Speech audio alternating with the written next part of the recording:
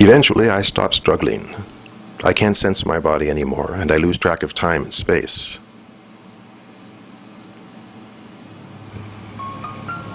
But I seem to crawl out of the trunk and into a strange new world.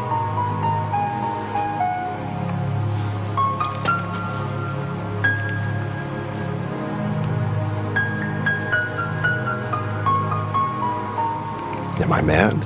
Delirious? Maybe dying?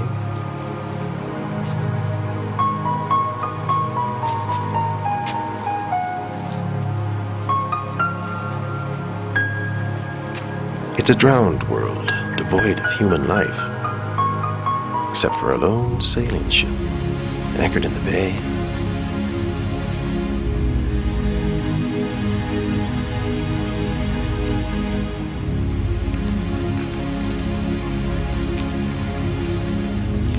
It looks full of life and biodiversity.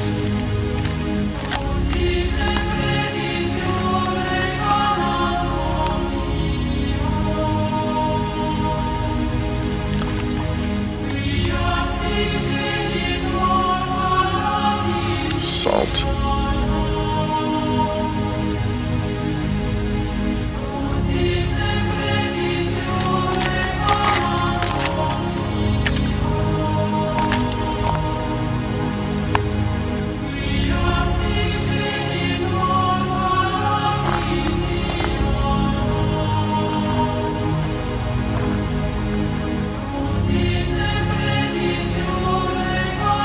I've heard stories of communities continuing to exist in the autonomous zone, but can it be?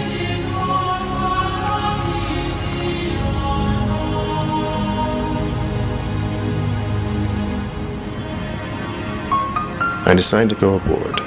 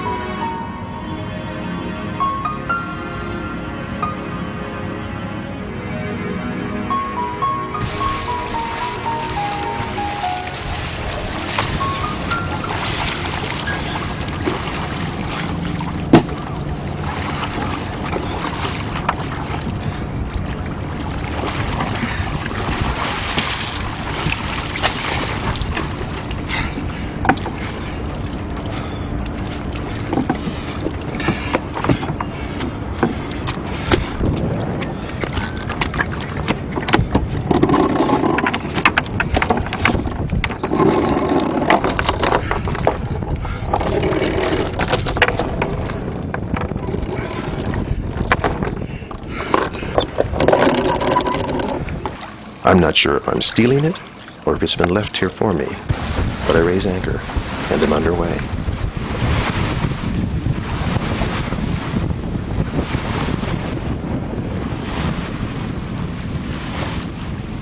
There's everything I need aboard.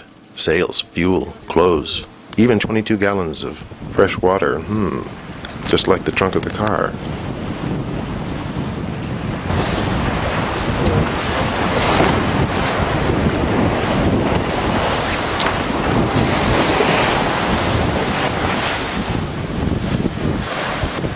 She's a well-found vessel. Likes a bit of a sea. Good to be back in the water again. The smell of pine tar and spray, the pitch and sway. She's built by a master, that's sure. And it's like to the Pontic Sea we go. Blow winds and crack your cheeks.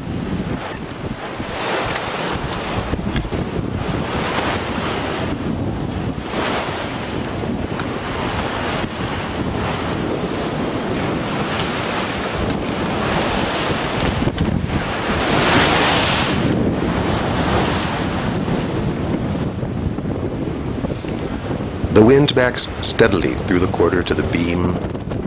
The sails are sheeted tight. The swell has dropped away. We must be in the lee of some large landmass. For 2 more days we skate along, making excellent time.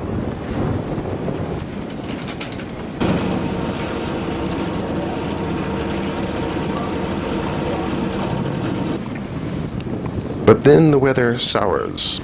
The wind continues to back. And now there's no choice but to motor and to burn fuel.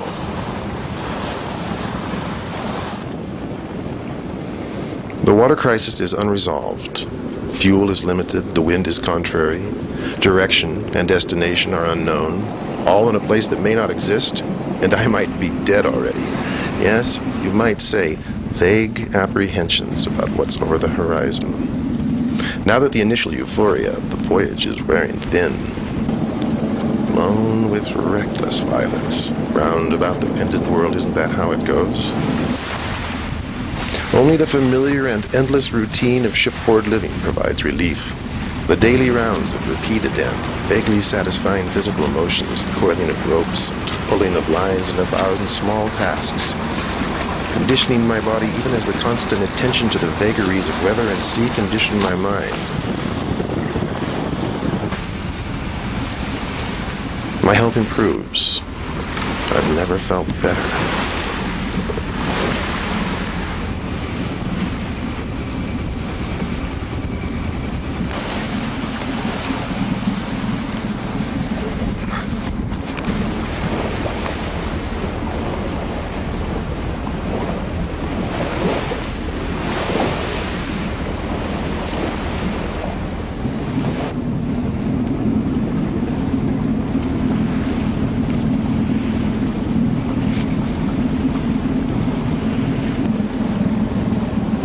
But the wind continues to diminish, and I begin the search for a place to anchor.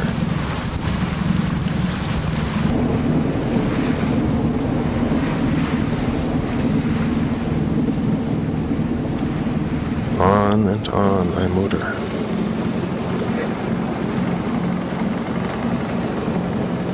The fuel tanks are nearly empty when we finally round into a small bay.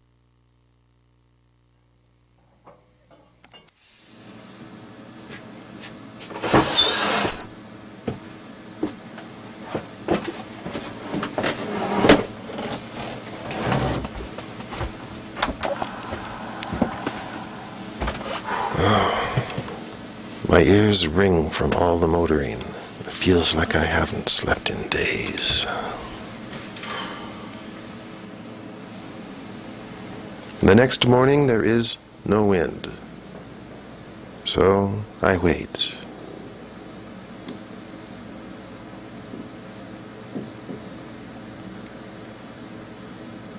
In splendid isolation, slowly dying of thirst.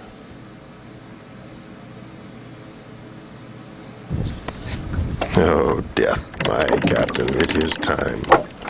Let us raise the anchor. This country wearies us, oh death. If sea and sky are both as black as ink, you know our hearts are full of sunshine. And raise the anchor I do, and use the last of the fuel to motor out to sea.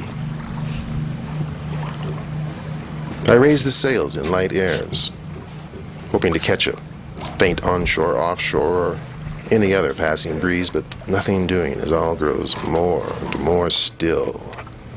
I'm stranded on this huge body of water, lulled by the coil of her crystalline streams. This coil now adrift in uncharted waters, desperate in need of new means of navigation and propulsion. That's when I take an interest in all things electronic. I search the command room and find a radio receiver and a GPS. The GPS makes no sense at all. It puts me somewhere southeast of Florida, but either the level of the sea has changed dramatically or I'm on another planet. The rechargeable radio only seems to get one channel. We leave one morning, brains full of flame, hearts full of malice and bitter desires, and we go and follow the rhythm of the waves, rocking our infinite on the finite of the seas.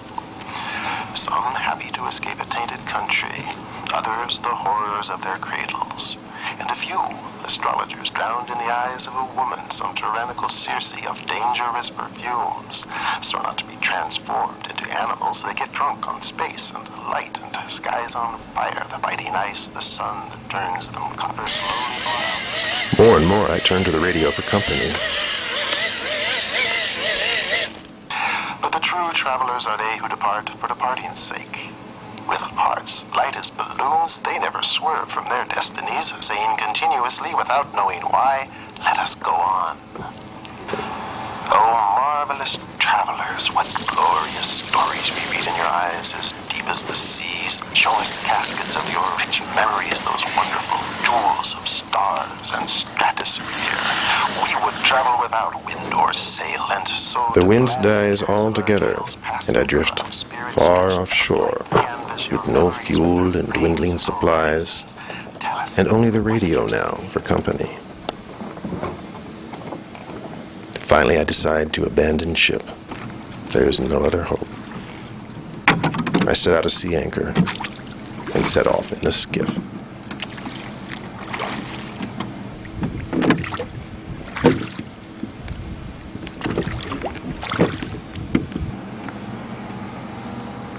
For what seems like an eternity, I row through a landscape of watery beauty. The voice on the radio conspiring with the sound of the waves and the oars. On the violet sea, the glory of cities in the setting sun lit in our hearts an uneasy desire to sink in a sky of enticing reflections. Finally, I make landfall in a wide bay that leads into a deep channel. I row on for an eternity through endless twilight, the sun sinking low but never setting. We have greeted great horned idols, thrones starry with luminous jewels, figured palaces whose very pomp would be a dream of ruin for a banker. Robes which meet the eyes. The sun's rising again. The water is less than 2 feet deep now. The channel begins to narrow, and the banks close in, and the trees march right down to the shore. Oh, bitter is the knowledge that one draws from the voyage. In this monotonous and tiny world, today, yesterday, tomorrow always shows us our reflections, an oasis of horror in a desert of boredom. Must we depart? If you can do so, remain. Depart if you must. Someone runs another crotches to deceive that vigilant and fatal enemy, time. Ah, there are some runners who know no respite, the wandering tomb of any vessels.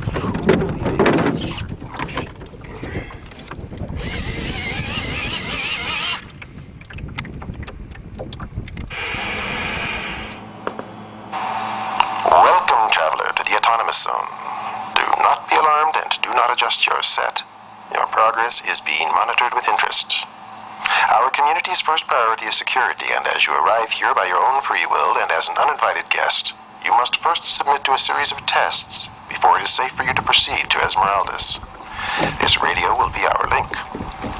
This is not a contest, but you must agree in advance that your experiences may be documented, edited, and rebroadcast for commercial or educational purposes. Should you succeed and your name become a household phrase, we talk about percents then.